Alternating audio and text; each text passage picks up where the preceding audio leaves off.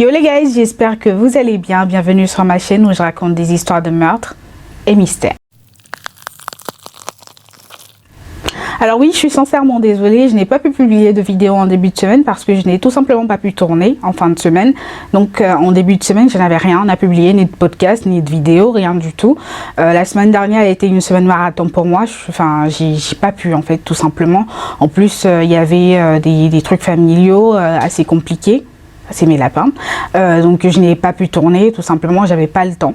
Et hier lundi 11 avril, ça a été aussi une journée marathon pour moi.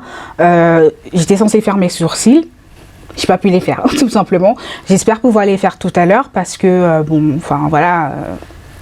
C'est abusé quoi, enfin flemme, donc je sais que vous aussi vous avez la flemme de voir ça. Et je pense aussi me dresser du coup tout simplement en fin de semaine si j'y arrive, parce que si j'y arrive vraiment, si j'ai le temps, parce que mes journées en ce moment c'est la cata quoi, enfin je sais pas mais c'est la cata, donc c'est pour ça que j'ai décidé de publier cet épisode en plein milieu de semaine, enfin on est mardi aujourd'hui mais je pense que je vais le publier mercredi ou jeudi pour que vous ayez cette semaine votre épisode de meurtre et mystère tout simplement. Et puis dernier petit point, ne vous fiez pas à mon apparence, j'ai dormi qu'une heure cette nuit. J'avais tellement de trucs à faire, du coup j'ai dormi de 4h à 5h et à 5h j'étais réveillée parce que j'avais encore d'autres trucs à faire. Enfin laissez tomber, vous pouvez pas comprendre. Je tiens grâce à 4 tasses de café taffé. C'est pas possible. C'est la deuxième fois que je retourne cette partie et j'arrête pas de dire taffé. Je sais pas.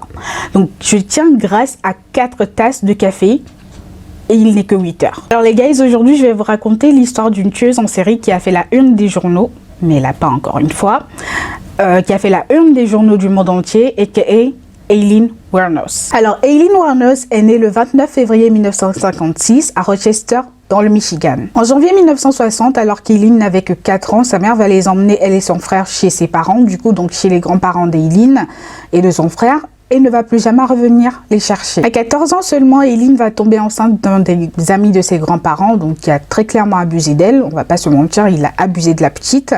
Et les grands-parents du coup vont envoyer Aileen dans une maison où on accueillait les femmes enceintes dont les enfants allaient à l'adoption. Ainsi, en mars 1971, Aileen va donner naissance à son enfant qui sera placé pour adoption. Par la suite, Aileen va retourner vivre chez ses grands-parents, sauf que peu de temps après, sa grand-mère va mourir. Et au même moment, Aileen va abandonner l'école, ce qui va faire que son grand-père va la mettre à la porte, elle et son frère.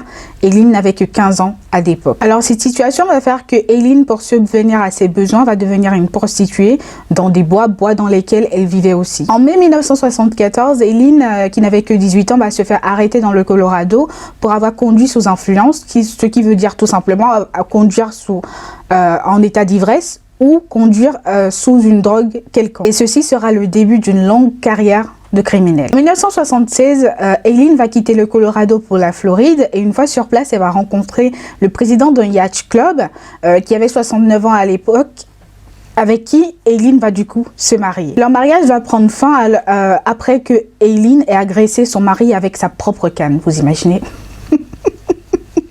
Désolée mais c'est drôle. À la fin de son mariage, du coup, Aileen va déménager dans le Michigan et une fois là-bas en juillet 1976, elle sera inculpée pour agression après avoir lancé une balle sur la tête. Une balle ou une boule sur la tête d'un barman. Ce même mois-là, son frère va mourir d'un cancer et lui laisser 10 000 $. Et ce qui va se passer, c'est que Aileen va dépenser ces 10 000 $ en moins de 2 mois. En mai 1981, Aileen va se rendre à nouveau en Floride et une fois là-bas, elle va braquer une épicerie pour 35 $ et 2 paquets de cigarettes. Aileen va donc se faire arrêter et passer 1 an en prison. Et quelques jours après sa libération, après avoir passé 1 an en prison, Aileen va se faire à nouveau arrêter pour une histoire de faux chèque. En janvier 1986, Aileen va faire la rencontre de Tyria Moore à un bar pour gays et les deux vont très vite se mettre en couple. Alors avec Tyria à ses côtés, les deux vont former une équipe et à chaque fois que Aileen commettait des crimes et se retrouvait au tribunal, Tyria se présentait automatiquement en témoin de la défense pour défendre Aileen et dire que elle était témoin et ce qui s'est passé ne s'est pas produit tout simplement. Aileen est la victime de calomnie, machin truc, enfin vous imaginez, voilà, tout simplement. Donc une belle équipe de criminels. À partir de 1989, Aileen va monter d'un cran dans sa carrière carrière de criminel et elle va assassiner 7 hommes. Donc cet homme, petit H, sur une période de 12 mois. Alors sa première victime était un monsieur de 51 ans qui avait déjà été inculpé pour viol. Et Aileen l'a assassiné fin novembre et son corps a été retrouvé en décembre 1989. Donc Aileen va raconter qu'elle aurait assassiné ce monsieur par légitime défense, sous légitime défense, je ne sais pas comment le dire, tout simplement parce qu'apparemment, selon elle, il a essayé de la violer. En juin 1990, le corps d'une nouvelle victime de 47 ans sera retrouvé en Floride, comme la toute première victime de Aileen. Par la suite, le corps d'une nouvelle victime de 40 ans sera retrouvé encore une fois en Floride, ce qui va amener les policiers à commencer à se dire 2 + 2 = 4. Hein? Donc, la vie, c'est pas une pochette surprise. On commence à comprendre ce qui se passe. Aileen va récupérer le véhicule de cette nouvelle victime, ce qui va faire que les policiers vont commencer à s'intéresser à elle. Et sa prochaine victime sera un homme de 65 ans dont elle va encore une fois récupérer la voiture qu'elle va encore abandonner plus tard. Lorsque la police va retrouver les voitures que Aileen a abandonnées, ils vont en profiter pour récupérer son empreinte.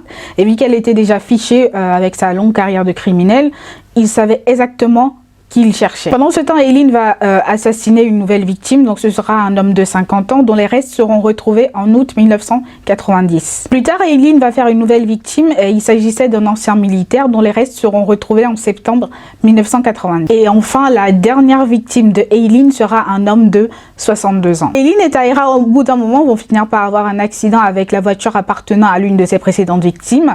Et ce qui va se passer, c'est que la police sera informée de cet accident-là, et quand ils vont débarquer, ils vont se rendre compte que les 2 personnes impliquées dans l'accident se sont enfuies, tout simplement, et ils vont réussir à obtenir une description parce qu'il y avait des témoins de cet accident-là.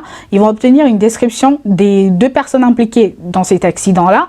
Et ce qui va se passer par la suite, c'est qu'ils vont se rendre compte qu'il s'agissait de Aileen et de Tyra, leurs suspects dans les affaires de meurtre qui se produisaient depuis quelques mois en Floride. La police va donc engager une chasse à l'homme. C'est ainsi que le 9 janvier de 1991, Aileen sera arrêtée toute seule, sans sa copine, dans un bar nommé Le Dernier Recours. MDR. Tyra, elle, sera arrêtée le lendemain en Pennsylvanie. Ensuite, ce que la police va faire, c'est qu'ils vont proposer l'immunité à Tyra. En échange, elle devait leur obtenir des confessions de Aileen. C'est ainsi que le 16 juillet 1991, Tyra va leur obtenir des confessions de Aileen. Et la ligne de défense de Aileen était tout simplement que toutes ses victimes avaient essayé de la violer. Pourquoi faire compliqué quand on peut faire simple, quoi? Voilà, accuser les victimes. Je ne dis pas que ce n'est pas possible, hein. Il y a une possibilité, il y a une chance que voilà, ils aient essayé de la violer, tout simplement. Mais quelles sont les chances pour que toutes ces victimes aient essayé de la violer? Quelles sont les chances, tout simplement? Posez-vous la question, quelles sont les chances? Encore que certains aient essayé de la violer, mais toutes ces victimes, j'ai du mal à y croire. L'année suivante, les procès de Aileen vont débuter et c'est des procès qui vont attirer la foule, tout simplement parce que déjà c'était une femme tueuse en série et de 2, elle était lesbienne. Donc tout le monde voulait savoir, tout le monde voulait avoir les derniers potins sur Aileen Wuornos. À l'issue de ces procès, Aileen sera condamnée à la peine de mort 6 fois, oui, 6 fois, et elle sera exécutée le 9 octobre 2002. Son dernier repas sera un café. Et ces dernières paroles seront, je vous le lis, hein, tout simplement. Je voudrais juste dire que je navigue avec le roc, référence à Jésus-Christ, et que je reviendrai comme le jour de l'indépendance avec Jésus, le 6 juin, comme dans le film Grande Maternité et tout. Je reviendrai. Ok. Like, pourquoi pas? Pourquoi pas, tout simplement. Donc voilà les amis, la folle histoire de Aileen Wuornos. J'espère que vous aurez kiffé cette histoire. Je vous souhaite une bonne journée ou une bonne soirée, tout simplement. Portez-vous bien et faites de bons choix.